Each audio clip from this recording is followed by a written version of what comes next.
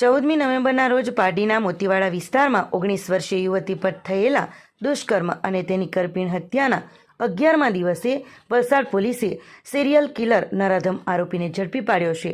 પકડાયેલા નરાધમ આરોપીએ યુવતીની હત્યા બાદ અન્ય રાજ્યોમાં 4 હત્યાઓ કરી હોવાનો ગુનો કબૂલ્યો હતો. ગઈ તારીખ 14/11/2024ના રોજ મોતીવાડા ગામ ખાતે રહેતી 19 વર્ષીય આશાસ્પદ કોલેજિયન યુવતી બપોરના આશરે 2:30 વાગ્યાના સુમારે ઉદવાડા રેલવે સ્ટેશન નજીક આવેલ જ્ઞાનમ ટ્યુશન ક્લાસીસ ખાતેથી પોતાના ઘરે જવા નીકળેલ હતી. દરમિયાન યુવતીએ પોતાના મિત્રને ફોન જોડેલ અને તેની સાથે વાત કરતી કરતી રેલવે સ્ટેશનના પ્લેટફોર્મ ઉપરથી રેલવે ટ્રેક પાસે આવેલ પોતાના ઘરે જવાના રસ્તા તરફ જઈ રહી હતી. તેની સાથે વાત કરી રહેલ મિત્રને અચાનક ફોનમાં તેણીનું મોઢું કોઈકે દબાવેલ હોય તેવી આશંકા ગયેલ અને તુરંત જ ફોન બંધ થઈ ગયેલ, જેથી તેણે તેના મિત્ર તથા યુવતીના ઘરના સભ્યોને જાણ કરેલ અને યુવતીની શોધખોળ ચાલુ કરેલ. શોધખોળ દરમિયાન મોતીવાડા ખાતે રેલવે ટ્રેકની બાજુમાં આવેલ આંબાવાડીમાં સાંજના આશરે 6 વાગ્યે આ ગુનાના ફરિયાદીને યુવતી બેહોશ હાલતમાં મળી આવેલ. ત્યાંથી યુવતીને મોટરસાઇકલ ઉપર વચ્ચે બેસાડી પાડી ખાતે આવેલ મોહન દયાળ હોસ્પિટલમાં સારવાર માટે લઈ આવેલ, જ્યાં ફરજ પરના ડોક્ટરોએ યુવતી મૃત્યુ પામી હોવાનું જણાવ્યું હતું. બનાવની જાણ પાડી પોલીસ સ્ટેશન ખાતે થતાં તરત જ ડીવાયએસપી સહિતનો પોલીસ કાફલો ઘટના સ્થળે દોડી આવ્યો હતો. યુવતીની લાશનું સુરત સિવિલ હોસ્પિટલ ખાતે ફોરેન્સિક પોસ્ટમોર્ટમ કરાવવામાં આવેલ, જેમાં યુવતી સાથે દુષ્કર્મ થયેલ હોવાનું તથા યુવતીનું ગળું દબાવી તેની કરપીણ હત્યા થયેલ હોવાનું સામે આવ્યું હતું. જે બાદ પોલીસે તાત્કાલિક હત્યા અને દુષ્કર્મનો ગુનો નોંધી તપાસનો ધમધમાટ શરૂ કર્યો હતો. આ કેસને ઉકેલવા માટે વલસાડ જિલ્લા પોલીસ વડાએ 4 નાયબ DYSP, LCB PI, SOG PI, cyber crime PI તથા સ્થાનિક પોલીસ સ્ટેશનના 10થી વધુ પોલીસ ઇન્સ્પેક્ટરોની અલગ અલગ ટીમોની રચના કરી હતી. બનાવવાળી જગ્યા રેલવે ટ્રેકની પાસે આવેલ હતી, જ્યાં આસપાસ સીસીટીવી કે બીજી કોઈ ટેકનિકલ મદદ મળી શકે તેવી કોઈ શક્યતા નહોતી. તેમજ 5 ફૂટથી વધારે ઘાસથી ઘેરાયેલ જાડી ઝાંખરાવાળી અવાવરૂ જગ્યા હતી, જેથી સિનિયર અધિકારીના સુપરવિઝનમાં 50થી વધુ પોલીસ, હોમગાર્ડ, જીઆરડી જવાનોની ટીમ બનાવી સમગ્ર જગ્યાને કાળજીપૂર્વક ચેક કરવામાં આવ્યા હતા. પોલીસને બનાવના સ્થળેથી શંકાસ્પદ જે બેગ અને કપડાં તથા અન્ય સરસામાન મળી આવેલ હતો. તેના આધારે બનાવ સ્થળથી શરૂ કરી વલસાડ જિલ્લાના અલગ અલગ રેલવે સ્ટેશનો તથા આજુબાજુના વિસ્તારોમાં સીસીટીવી કેમેરા ચેક કરવામાં આવ્યા હતા.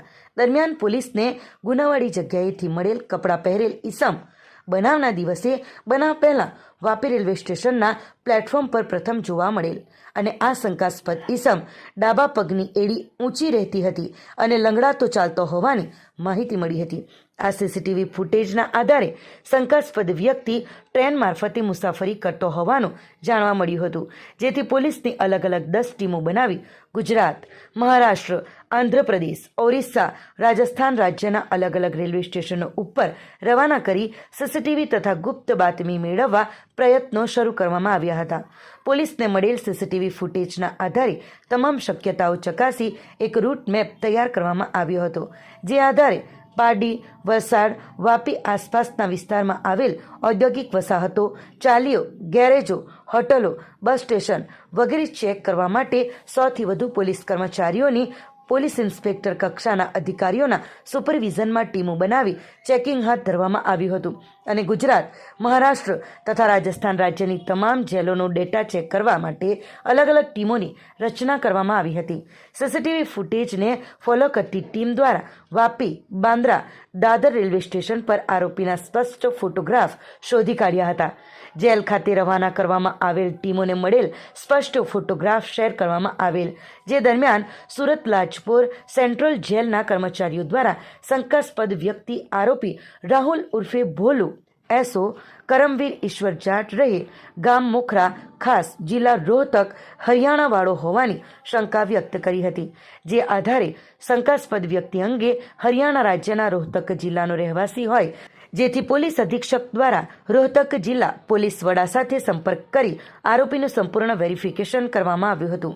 આ આરોપીના ગુનાહિત ઇતિહાસ બાબતે ICGS પોર્ટલ ઉપર ચેક કરતા ગુનાહિત ઇતિહાસ પણ મળી આવેલ. આરોપી વિશે માહિતી મેળવતા આરોપી રખડતો ભટકતો હોય અને સતત રેલવેમાં મુસાફરી કરતો હોય, જેથી SP વલસાડ દ્વારા જાતેથી RPF તથા GRPના સિનિયર અધિકારીઓ સાથે વાત કરી એક જોઈન્ટ ઓપરેશન શરૂ કરવામાં આવેલ. આ ઓપરેશનમાં ગુજરાત, મહારાષ્ટ્ર, રાજસ્થાન, ઓરિસ્સા, આંધ્રપ્રદેશ વગેરે રાજ્યના તમામ પોલીસ અધિકારી કર્મચારીઓ જોડાયેલ, જેનું એક વોટ્સએપ ગ્રુપ બનાવવામાં આવેલ અને તેમાં ઝીણામાં ઝીણી વિગતો શેર કરવામાં આવેલ હતી. આ દરમિયાન 24/11/2024ના રોજ આ ઓપરેશનના ભાગરૂપે ખાનગી રાહે બાતમી મળેલ હતી કે આરોપી બાંદ્રાથી બાંદ્રા ભુજ ટ્રેનમાં મુસાફરી કરી રહેલ છે, જેના આધારે વાપી રેલવે પોલીસ તથા વલસાડ જિલ્લા પોલીસ દ્વારા એક સંયુક્ત ઓપરેશનમાં આરોપી રાહુલ ઉર્ફે બોલુ કરમવીર વિશ્વર જાટની ધરપકડ કરવામાં આવી હતી. આરોપીની પૂછપરછ કરતા આરોપી અગાઉ પારડી ઉદવાડા હાઈવે પર આવેલ એક હોટલમાં નોકરી કરતો હોય, જેના પગારના બાકી નીકળતા પૈસા લેવા માટે 14/11/2024ના રોજ મુંબઈથી વાપી ટ્રેનમાં આવેલ અને વાપીથી લોકલ ટ્રેનમાં બેસી ઉદવાડા સ્ટેશન ખાતે ઉતરેલ અને સ્ટેશનથી ચાલતો જતો હતો. તે દરમિયાન રસ્તામાં આ યુવતી મળતા તેની સાથે દુષ્કર્મ કરી તેણીનું ગળું દબાવી હત્યા કરી હોવાનું કબૂલ્યું હતું. આટલું જ નહીં, યુવતીની હત્યા પહેલાં અને હત્યા બાદના 25 દિવસમાં આરોપીને અન્ય 4 હત્યાઓ કરી હોવાનું પણ પોલીસ સમક્ષ તેણે ઘનસ્ફોટ કર્યો હતો. જેમાં પહેલાં બેંગલુરુથી મુર્દેશ્વર જતી ટ્રેનમાં વિકલાંગ ડબ્બામાં મુસાફરી દરમિયાન એક મુસાફર સાથે બીડી પીવા બાબતે સામાન્ય બોલાચાલી બાદ મુસાફરનું ટ્રેનમાં જ ગળું દબાવીને હત્યા કરી હતી અને મુસાફરના રોકડા રૂપિયા તથા અન્ય સરસામાનની લૂંટ કરી ટ્રેનમાંથી ઉતરી ગયો હતો. જ્યારે બીજી હત્યા પશ્ચિમ બંગાળના હાવરા ખાતે ગયેલ હતો, ત્યારે કતિહાર એક્સપ્રેસમાં તેની સાથે બેસેલ એક 60 વર્ષીય મુસાફરને લૂંટ કરવાના ઈરાદે શરીરના છાતી, પેટ તથા માથાના ભાગે પોતાની પાસેના ચાકુ વડે ગંભીર ઈજાઓ કરી હત્યા કરી રોકડા રૂપિયા તથા સરસામાનની લૂંટ કરી ટ્રેનમાંથી ઉતરી ગયો હતો. આરોપી પાસેથી આ ગુનામાં વાપરેલ લોહીના ડાઘાવાળું ચપ્પુ તથા લૂંટી લીધેલ મોબાઈલ ફોન કબજે કરવામાં આવેલ છે.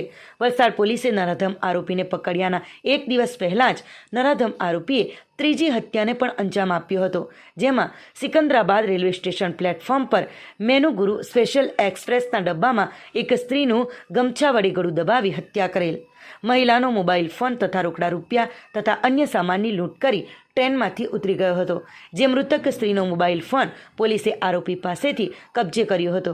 જ્યારે ચોથી હત્યા પુણેથી કન્યાકુમારી જતી ટ્રેનના વિકલાંગ ડબ્બામાં બેઠેલ હતો, જેમાં એક મહિલા મુસાફરી કરી રહેલ હતી. તે એકલી પડતા સોલાપુર મહારાષ્ટ્ર સ્ટેશન આસપાસ તેણીની સાથે દુષ્કર્મ કરી તેણીનું ગળું દબાવી હત્યા કરી લૂંટ કરી ટ્રેનમાંથી ઉતરી ગયેલ હતો. પોલીસે આરોપી પાસેથી રોકડા રૂપિયા 25,604, મોબાઈલ ફોન નંગ 3, લોહીના ડાઘાવાળું ચાકુ, પીળા કલરનો ગમછો તથા નાયલોન દોરી કબજે કરી હતી. આરોપી વિરુદ્ધ અલગ અલગ રાજ્યોના પોલીસ ચોપડે કુલ 13 ગુનાઓ નોંધાયેલ છે. પકડાયેલ આરોપી 2018-19 અને 2024માં રાજસ્થાન, હરિયાણા, ઉત્તર પ્રદેશ, ઉત્તરાખંડ રાજ્યના ટ્રક ચોરીઓ તથા ગેરકાયદેસર હથિયારોની તસ્કરીના ગુનાઓમાં પણ જેલમાં હતો અને હોટેલની આસપાસ પાર્ક કરેલી ટ્રકોની ચોરી પણ કરતો હતો.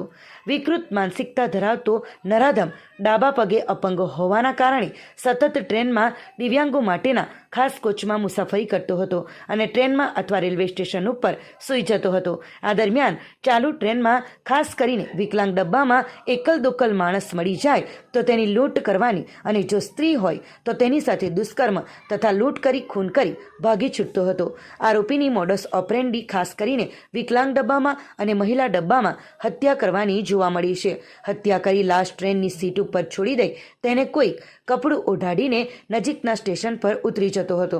આમ વલસાડ પોલીસને એક હત્યા અને દુષ્કર્મના ગુનાને ઉકેલવા જતાં એક નરાધમ સિરિયલ કિલર હાથ લાગ્યો હતો, જે વલસાડ જિલ્લા પોલીસની સૌથી મોટી સફળતા ગણી શકાય. હાલ તો આ નરાધમે માત્ર 4 જ ગુનાઓ કબૂલ્યા હશે.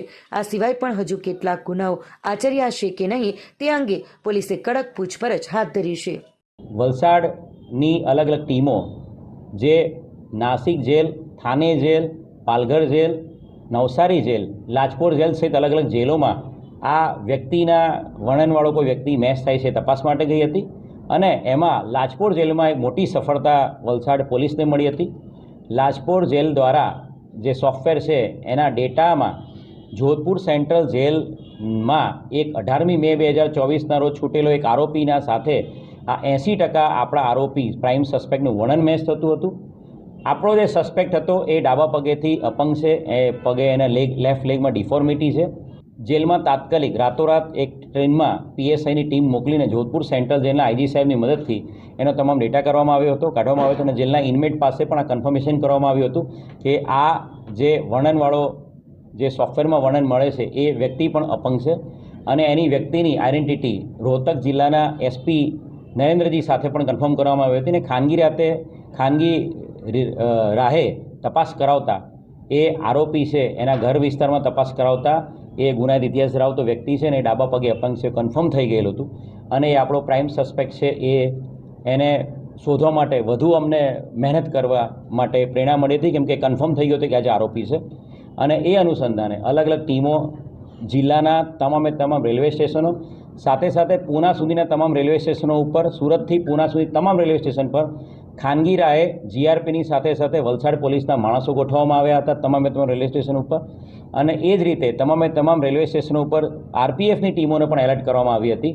અને એ જે એલર્ટ કરેલા ફોર્સના કારણે ગઈકાલે સાંજે બાંદ્રાથી વાપી આવતી કોઈ ટ્રેનમાં એક વ્યક્તિ આ પ્રકારના વર્ણનવાળો ચડ્યો છે એની ચોક્કસ બાતમી આધારે એ વાપી રેલવે સ્ટેશન પર જ્યારે ઉતર્યો ત્યારે વાપી રેલવે પોલીસના કર્મચારીઓ દ્વારા એને તાત્કાલિક પકડી પાડવામાં આવ્યો હતો.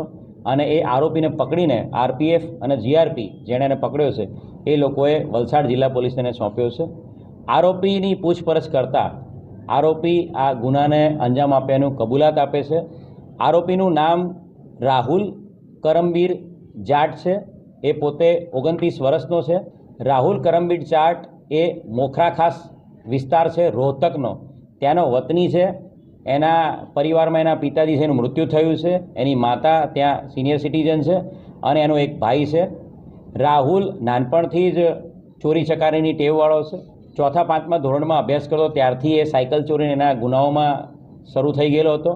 5 ધોરણથી વધારે એનો અભ્યાસ નથી. એનો ગુનાહિત ઇતિહાસ ચેક કરીએ તો ટોટલ 13 જેટલા ગુનાઓ અપહરણ, ચોરી, લૂંટ અને આર્મ્સ એક્ટના ગુનાઓ એની વિરુદ્ધ દાખલ થયેલા છે.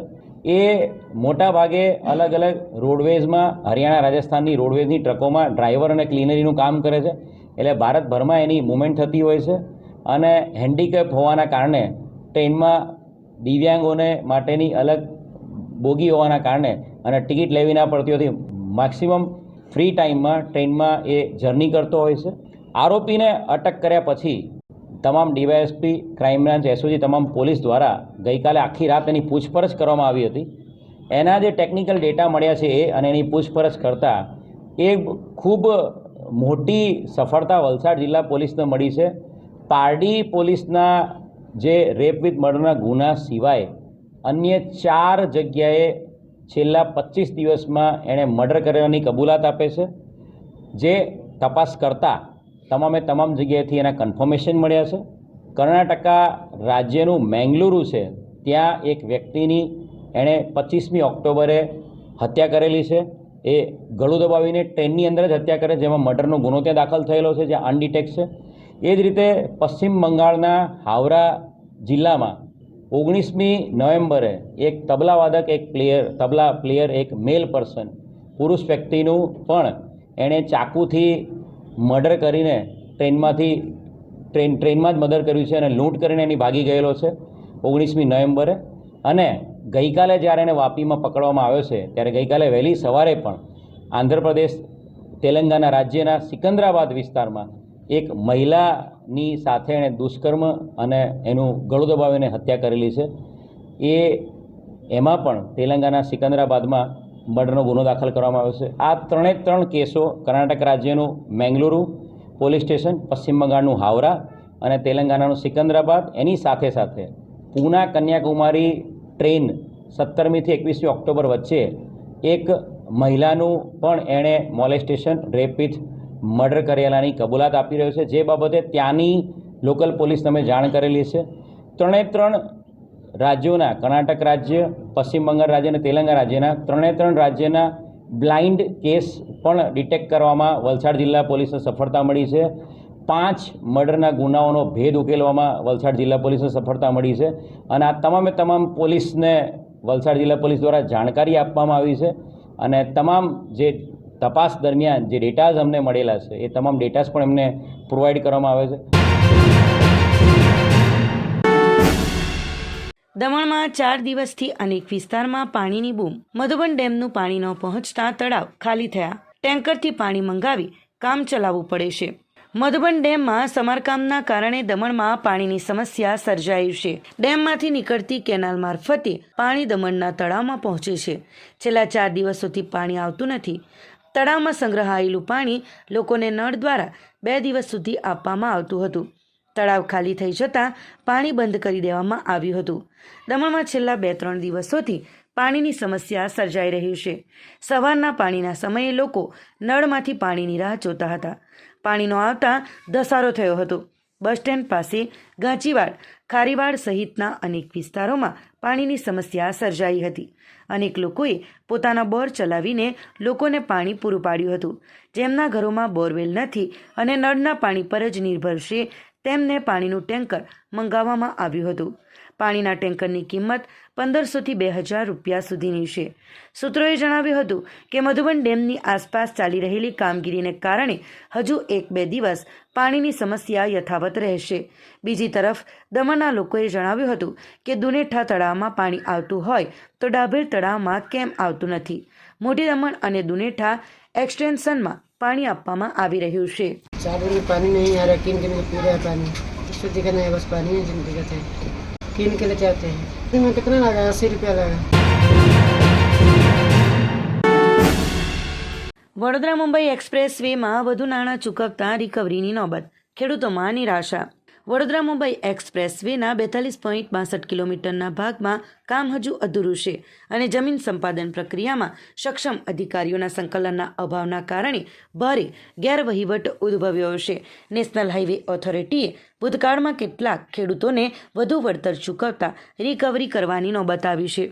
જ્યારે બીજી તરફ 1000થી વધુ ખેડૂત બિનફળાવ ઝાડોના અને જમીનની બાકી રકમ માટે લડત લડી રહ્યા છે. વળતર માટે કાનૂની લડતની નોબત જમીન સંપાદન પ્રક્રિયા દરમિયાન સર્વેમાં થયેલી ભૂલોના કારણે મોટી વિસંગતતા જોવા મળી હતી. 20 કરોડથી વધુનું વળતર ચૂકવાયું હોવા છતાં કેટલીક બાકી રકમ ખેડૂતો સુધી પહોંચતી નથી. ઘણા ખેડૂતો છેલ્લા 6 મહિનાથી કલેક્ટર કચેરીના ધક્કા ખાઈ રહ્યા છે. આ સમસ્યાને કારણે પ્રોજેક્ટ કોસ્ટ વધવા સાથે ખેડૂતોને ન્યાયથી વંચિત રાખવામાં આવ્યા છે. ખેડૂતોમાં હતાશા અને વિરોધ. વલસાડના ખેડૂતો દ્વારા તાજેતરમાં કરાયેલી રજૂઆતમાં જણાવ્યું હતું કે ભૂતકાળમાં જમીન સંપાદન સમયે દાવા કરવામાં આવેલા વચનોનું પાલન થયું નથી. જંગલી ઝાડ કાપવા માટે ખેડૂતોને મંજૂરી આપવાનું કહ્યું હતું, પણ ઝાડ કાપી લેવામાં આવ્યા છતાં વળતર આપવામાં આવ્યું નથી. આ કારણે ખેડૂતોમાં ભારે નિરાશા ફેલાઈ છે. તંત્રના સંકલનના અભાવના કારણે પ્રોજેક્ટમાં વિલંબ. અધિકારીઓના સંકલનની અછતના કારણે કામ પ્રગતિ કરી શક્યું નથી. નેશનલ હાઈવે ઓથોરિટીએ અગાઉ ચૂકવેલા વળતર માટે રિકવરી શરૂ કરી છે, જે પ્રોજેક્ટના ખર્ચમાં વધારો કરી રહ્યું છે. ખેડૂત સમાજે તંત્રને ફરી રજૂઆત કરીને તમામ બાકી વળતર ચૂકવવાની માંગ કરી છે. જો તેમની માંગ પૂરી ન થાય તો તેઓ આંદોલન કરવા મજબૂર થશે. અધિકારીઓના અભાવમાં આ સમસ્યા કેવી રીતે ઉકેલાશે તે હવે જોવું રહ્યું.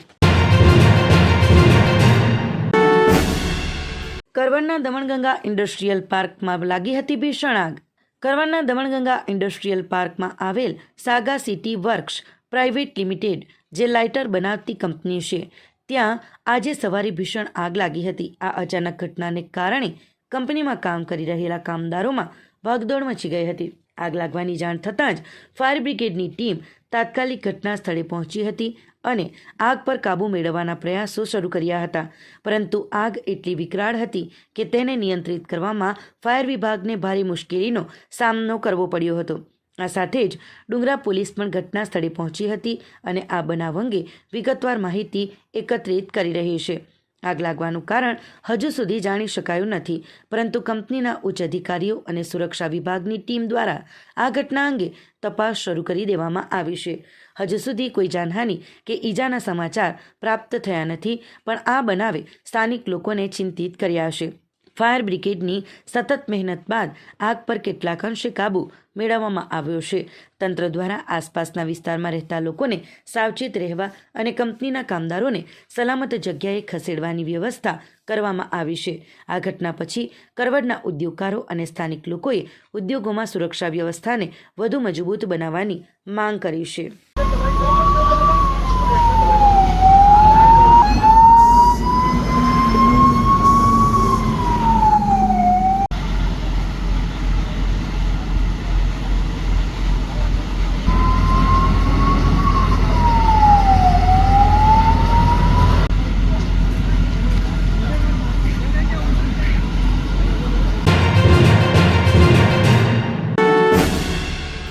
વલસાડ જિલ્લામાં અવનવી યોજનાઓ અને તેના કૌભાંડોના કિસ્સાઓ અવારનવાર સામે આવતા રહ્યા છે.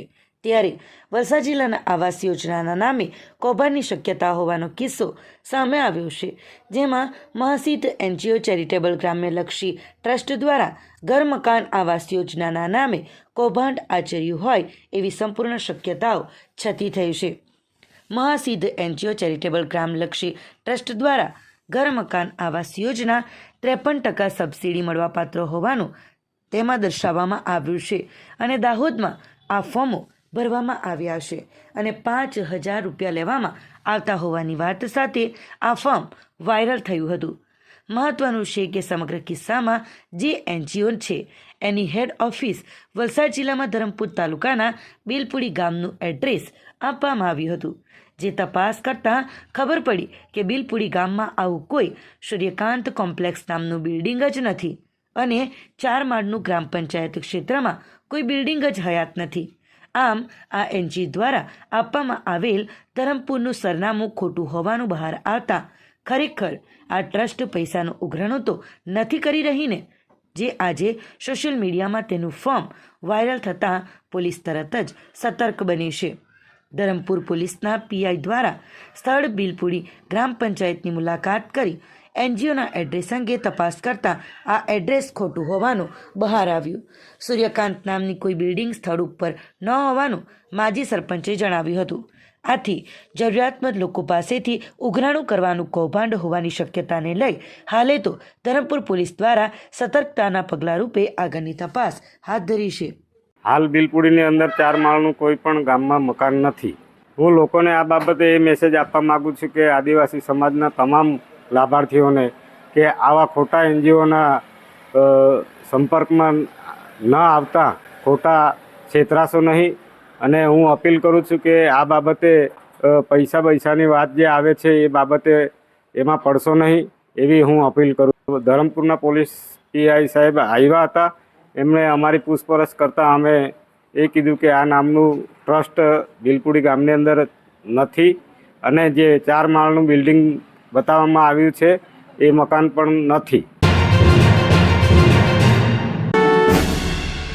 સંઘ પ્રદેશ દાદરાનગર હવેલી દમણ અને દીવ ભાજપ દ્વારા સક્રિય સદસ્યતા માટેના ફોર્મની ફાઇનલ લિસ્ટ આજરોજ ભાજપ કાર્યાલય દમણ ખાતે લગાવવામાં આવી.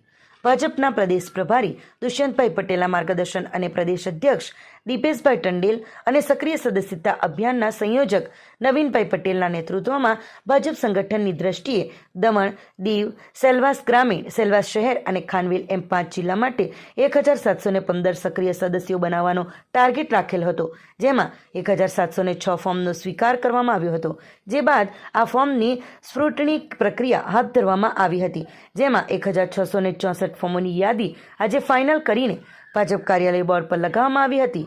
સક્રિય સદસ્યતા અભિયાનના સંયોજક નવીન પટેલ, દમણ જિલ્લા અધ્યક્ષ સહ સંયોજક મનીષ દેસાઈ, દાદરાનગર હવેલી દમણ જિલ્લા અધ્યક્ષ એસપી દમણિયા, હરીશભાઈ પાચા, દીવ ધનસુખ પટેલ અને કલ્પેશભાઈ સીતારામ દમણ જિલ્લાનાઓએ આ અભિયાનને સફળ બનાવ્યું હતું. આવતીકાલે બાકી રહેલ ફોર્મની સ્ફૂટની પ્રક્રિયાને આખરી ઓપ આપવામાં આવશે. આપ સૌ જાણો છો કે ભારતીય જનતા પાર્ટીનું રાષ્ટ્રીય લેવલે સંગઠન પર્વ ચાલી રહ્યું છે અને તેના સંદર્ભમાં આપણા પ્રદેશની અંદર પણ સંગઠન પર્વ ચાલી રહ્યું છે. સદસ્યતા અભિયાન પછી સક્રિય સદસ્યતાનું કામ ચાલુ થયું હતું પ્રદેશની અંદર. એમના સંયોજક તરીકે અમારી જવાબદારી હતી. મારી સાથે ધનસુખભાઈ અને કલ્પેશભાઈ ટંડેલ એ જિલ્લા સંયોજક તરીકે અને હું પ્રદેશ સંયોજક તરીકે. મનીષભાઈ દેસાઈ મારા કો કન્વીનર જેઓ સેલવાસથી છે અને હરીશભાઈ પાછા જેઓ દીવથી છે. અને 5 જિલ્લાના અમારા જિલ્લા અધ્યક્ષો અને જિલ્લાની અમારી જે ટીમ છે એમની સખત પરિશ્રમ અને મહેનતના કારણે અમે જે અમારો ટાર્ગેટ હતો 1715 સક્રિય સદસ્ય આ પ્રદેશની અંદર 5 જિલ્લાની અંદર બનાવવાનો જે ટાર્ગેટ હતો એ અમે ઓલમોસ્ટ પૂરો કરી દીધો છે. અને આજ સુધીમાં અમારી પાસે 1706 ફોર્મ જે કાર્યાલય પર અમારી પાસે જમા થઈ ગયા છે. તેમાંથી 1664 ફોર્મ જે માઇક્રો ડોનેશન સાથે સંપૂર્ણ વિગત સાથે અમારી પાસે ભરીને કમ્પ્લીટ છે, જેને અમે આજે લગાવવા જઈ રહ્યા છે. બાકીના જે ફોર્મો છે તેની અમારી સ્ક્રુટિની ચાલી રહી છે અને કાલે સાંજ સુધીમાં અમે 1715નો જે અમારો ટાર્ગેટ છે એ અમે સંપૂર્ણ રીતે ફોર્મ અહીંયા લાગી જશે. જે ફોર્મ અમારી પાસે આવી ગયા છે પણ એમાં સ્ક્રુટિની છે, તે સ્ક્રુટિની અમારી ટીમ કરી રહી છે. સ્ક્રુટિની ટીમ છે અને આ સદસ્યતા અભિયાનના તહેત આ સક્રિય સદસ્યતાનું કામ અમે આજે પૂર્ણ કરી રહ્યા છીએ. 25 તારીખે અમારે ફાઇનલ લિસ્ટ લગાવવાનું હતું. એ લિસ્ટ ઓલમોસ્ટ અમે આજે લગાવવા જઈ રહ્યા છે. એના માટે અમારા તમામ કાર્યકર્તાઓના, અમારા પ્રદેશ અધ્યક્ષ, અમારા પ્રભારી આદરણીય સન્માનીય દુષ્યંતભાઈ પટેલજીના માર્ગદર્શનમાં આ સક્રિય સદસ્યતા અભિયાન અમે આજે પૂરું કરી રહ્યા છીએ. સંઘ પ્રદેશ દાદરાનગર હવેલી અને દમણ દીવ શિક્ષણ વિભાગ દ્વારા સંઘ પ્રદેશ સ્તરીય કલા ઉત્સવની ઉજવણી કરવામાં આવી હતી. કેન્દ્ર શાસિત પ્રદેશ દાદરાનગર હવેલી અને દમણ દીવના શિક્ષણ વિભાગ દ્વારા સમગ્ર શિક્ષા અંતર્ગત 2 દિવસીય સંઘ પ્રદેશ સ્તરીય કલા ઉત્સવની ઉજવણીનું આયોજન કલા કેન્દ્ર સેલવાસ ખાતે કરવામાં આવ્યું હતું. જેમાં જિલ્લા સ્તરીય કલા ઉત્સવમાં પ્રથમ ક્રમે વિજેતા બનેલ ટીમોએ ભાગ લીધો હતો અને પોતાની કલાકૃતિઓની ઝલક રજૂ કરી હતી. કાર્યક્રમનો શુભારંભ સંઘ પ્રદેશ પ્રશાસન વતી ઉપસ્થિત અધિકારીઓના હસ્તે દીપ પ્રાગટ્ય કરીને કરવામાં આવ્યો હતો. ત્યારબાદ વિવિધ સરકારી અને ખાનગી શાળાની ટીમો દ્વારા તેઓની કૃતિઓ પ્રસ્તુત કરવામાં આવી હતી. જેમાં સંગીત અને થિયેટરમાં લાયન્સ અંગ્રેજી સ્કૂલ, સંગીત, વાદન, નૃત્ય અને દ્રશ્ય કલામાં જીવરાજ કા ઇન્ટરનેશનલ સ્કૂલ દાદરાનગર હવેલી અને પારંપરિક કહાની વાંચનમાં સરકારી ઉચ્ચતર માધ્યમિક શાળા કચીગામ દમણના વિદ્યાર્થીઓની ટીમે પ્રથમ ક્રમ પ્રાપ્ત કર્યો હતો. દરેક વિજેતા ટીમો અને વિદ્યાર્થીઓને ટ્રોફી અને પ્રમાણપત્ર એનાયત કરીને સન્માનિત કરવામાં આવ્યા હતા. સંઘ પ્રદેશ સ્તરીય કલા ઉત્સવમાં પ્રથમ ક્રમાંક પ્રાપ્ત કરનાર વિજેતા ટીમ હવે જાન્યુઆરી માસ 2025માં યોજાનારા રાષ્ટ્રીય કલા ઉત્સવ 2025માં ભાગ લેશે. આયોજિત કાર્યક્રમમાં સંઘ પ્રદેશના સહાયક શિક્ષણ નિદેશક અને head of office Shri Dilawar Mansuri, Dadra Nagar Haveli શિક્ષણ અધિકારી બલવંત પાટીલ, ગૌરાંગ વોરા, દાદરાનગર હવેલી જિલ્લા પંચાયત શિક્ષણ અધિકારી જયેશભાઈ ભંડારી, રાજેન્દ્ર મોહિલે, નિર્ણાયકો સહિત શાળાના વિદ્યાર્થીઓ અને શિક્ષકગણો ઉપસ્થિત રહ્યા હતા અને કાર્યક્રમને સફળ બનાવ્યો હતો. ધરમપુરના બારોલિયા ગામમાં ઘર આંગણે મૂકેલા લાકડાના ઢગલા અને ઘરમાંથી 2 ઝેરી કોબરા નાગોનું રેસ્ક્યુ કરાયું. ધરમપુર તાલુકાના બારોલિયા ગામે ઘરમાંથી 2 જેટલા ઝેરી સાપનું વાઇલ્ડ લાઇફ રેસ્ક્યુ ટીમ દ્વારા રેસ્ક્યુ કરીને એકાંતવાળા જંગલમાં છોડી મૂકવામાં આવ્યા છે. વલસાડ જિલ્લાના ધરમપુર તાલુકાના બારોલિયા ગામે બોરી ફળિયામાં રહેતા કલ્પેશભાઈ પટેલના ઘર આંગણે રાખવામાં આવેલા લાકડામાંથી અને બાજુમાં રહેતા કાંતિભાઈ કેસાભાઈ પટેલના ઘરમાંથી મળી કુલ 2 ઝેરી સાપ જોવા મળતા ભયનો માહોલ ફેલાયો હતો. કોબરા નાગ દેખાતા જેની જાણ જાગૃત નાગરિક મયુરભાઈ પટેલ તેમજ ફળિયાના યુવાનોએ wild life rescue trust Navsari, Dharampur, Kaprada વિભાગના wild life rescuer Mukeshbhai Vayad અને દિનેશભાઈ વાયડને ટેલિફોનિક જાણ કરતાં તેમણે વન વિભાગને જાણ કરી હતી અને તેમની ટીમને લઈને ઘટના સ્થળે પહોંચીને લાકડાના ઢગલા અને ઘરમાં કોબરા નાગનું રેસ્ક્યુ ઓપરેશન હાથ ધરવામાં આવ્યું હતું. ભારે જહેમત બાદ 2 અલગ અલગ જગ્યાઓ પરથી કોબરા નાગનું રેસ્ક્યુ કરવામાં સફળતા મળી હતી. કોબરા નાગનું રેસ્ક્યુ કરી તેને એકાંતવાળા જંગલમાં છોડી મૂકવામાં આવ્યા હતા. ત્યારબાદ ઘરના લોકોએ રાહતનો શ્વાસ લીધો હતો.